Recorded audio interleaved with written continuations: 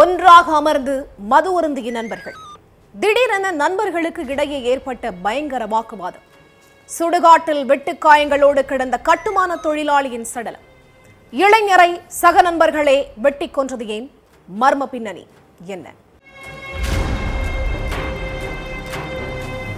அதிகாலை நேரத்துல சுடுகாட்டு ரோட்டுல கிராம மக்கள் சில பேரு நடந்து போயிட்டு இருந்திருக்காங்க.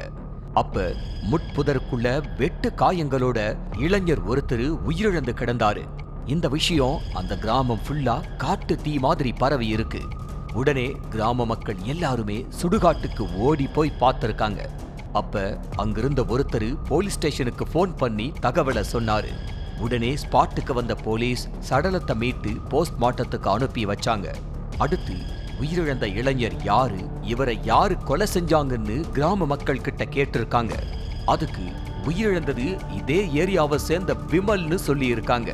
நைட்டு நேரத்துல இங்க ஆள் நடமாட்டம் இருக்காது, அதனால கொலையாளிகளை பத்தி எங்களுக்கு ஒன்னும் தெரியாதுன்னு சொல்லிட்டாங்க கிராம மக்கள். மகன் உயிரிழந்த விஷயத்தை கேட்டு சம்பவ இடத்துக்கு போன விமலோட அம்மா விமல் கிடந்த கோரத்தை பார்த்து கதறி அழுதுருக்காங்க. அடுத்து அவங்கள சமாதானப்படுத்தின போலீஸ், உங்க மகனுக்கு யார் கூடயாவது முன்பகை இருக்கா, உங்களுக்கு யார் மேலேயாவது சந்தேகம் இருக்கான்னு கேட்டிருக்காங்க. அப்ப லாஸ்டா நரசிம்மன் தான் என் மகனை கூட்டிட்டு போனா, அவனை பிடிச்சு விசாரிச்சா எல்லா உண்மையும் தெரிய வரும்னு சொல்லி இருக்காங்க. உடனே நரசிம்மனோட வீட்டுக்கு போன போலீஸ் அவரை தங்களோட கஸ்டடியில எடுத்து விசாரிச்சாங்க. முதல்ல போலீஸோட விசாரணைக்கு ஒத்துழைக்காம இருந்திருக்காரு நரசிம்மன்.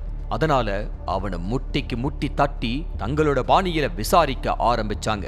அப்ப முக்கிய கொலையாளி சிவாவும் அவனோட ஃப்ரெண்ட்ஸும் பக்கத்துல உள்ள லாட்ஜில ரூம் போட்டு தங்கி இருக்கிறதா சொல்லி இருக்காரு நரசிம்மன்.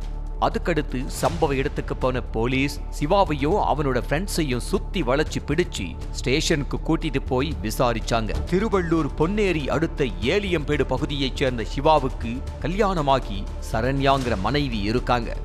இவரும் இதே ஏரியாவில் உள்ள விமலும் சின்ன வயசுல இருந்தே க்ளோஸ் ஃப்ரெண்ட்ஸா இருந்திருக்காங்க. விமலுக்கு 3 வருஷத்துக்கு முன்னாடி கல்யாணம் ஆகியிருக்கு.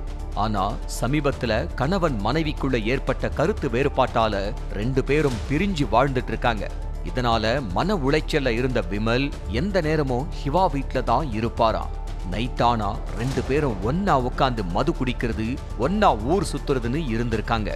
இதுக்கிடையில சிவாவோட மனைவி சரண்யாவுக்கும் விமலுக்கும் இடையில பழக்கம் ஏற்பட்டிருக்கு. இந்த பழக்கம் நாள் போக்குல இவங்களுக்குள்ள தகாத உறவா மாறி இருக்கு. சிவா வீட்ல இல்லாத நேரத்துல சரண்யாவை அடிக்கடி தனிமையில சந்திச்சிருக்காரு விமல். விமல் அடிக்கடி வீட்டுக்கு வந்ததை நோட் பண்ண பக்கத்து வீட்டுக்காரங்க சிவா கிட்ட இந்த விஷயத்த சொல்லி இருக்காங்க. நீ இல்லாத நேரத்துல விமல் அடிக்கடி உன் வீட்டுக்கு வர்றான், உன் மனைவியும் விமலும் ரொம்ப நேரமா தனியா பேசிக்கிட்டு இருக்காங்க, எங்களுக்கு என்னமோ டவுட்டா இருக்கு, என்ன ஏதுன்னு உன் மனைவி கிட்ட விசாரி அப்படின்னு சொல்லி இருக்காங்க. அதை கேட்டு ஷாக்கான சிவா மனைவியோட நடவடிக்கைய கண்காணிக்க ஆரம்பிச்சாரு. கொஞ்ச நாளைக்கு முன்னாடி சரண்யா தன்னோட மொபைல வீட்ல வச்சுட்டு பக்கத்துல உள்ள கடைக்கு போயிருக்காங்க.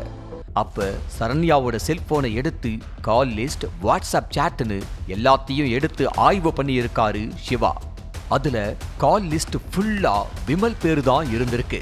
இதனால கடும் கோபத்துக்கு உள்ளான சிவா தன்னோட மனைவி சரண்யாவை கண்டிச்சிருக்காரு. அடுத்து விமலுக்கு போன் பண்ண சிவா, உன்னை நண்பன்னு நம்பிதான வீட்டுக்குள்ள விட்டேன், எனக்கே துரோகம் பண்ண எப்படி மனசு வந்துச்சுன்னு திட்டி இருக்காரு. ஆனா சிவா அட்வைஸ காது கொடுத்து கூட கேட்காத 2 பேரும் தங்களோட தகாத உறவை கைவிடாம தொடர்ந்து இருந்திருக்காங்க. இதனால கோபத்தோட உச்சத்துக்கே போன சிவா தன்னோட நண்பர்களோட சேர்ந்து விமலை கொலை செய்ய திட்டம் போட்டிருக்காரு. சம்பவத்தன்னைக்கு விமலோட வீட்டுக்கு போன நரசிம்மன் அவரை மது குடிக்க பக்கத்துல உள்ள சுடுகாட்டுக்கு கூட்டிட்டு போயிருக்காரு. அங்க சிவாவும் அவனோட ஃப்ரெண்ட்ஸும் இருந்திருக்காங்க. சிவாவும் எந்த ஒரு கோபத்தையும் வெளிக்காட்டிக்காம விமல் கிட்ட பேசி இருக்காரு. அடுத்து எல்லாரும் ஒன்னா உட்கார்ந்து மது குடிச்சிருக்காங்க. அடுத்த கொஞ்ச நேரத்துல போத உச்சத்துக்கு ஏறி நிக்க முடியாம தள்ளாடிக்கிட்டு இருந்தாரு விமல்.